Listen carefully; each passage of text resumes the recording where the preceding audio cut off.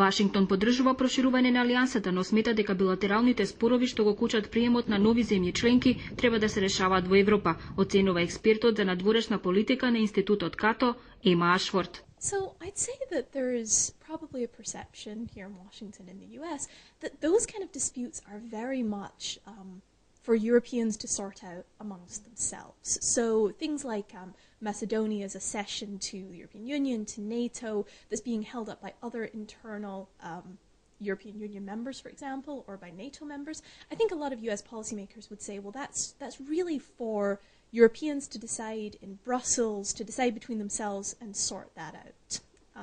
So I don't think the US should necessarily be getting more involved in these sort of very local ongoing debates.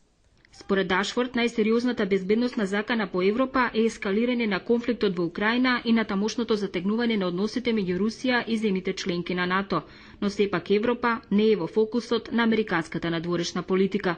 America's not talking as much about Europe as they used to, and that's because there's a lot of other issues. There's security issues in the Middle East, there's sort of the pivot to Asia, where the US is trying to get more involved in the Asian security and economic sphere. But there's also the fact that the US is still involved sort of economically, militarily, in alliances with Europe. So the US is actually still very involved in European security, particularly in NATO. The US is one of the biggest contributors to NATO.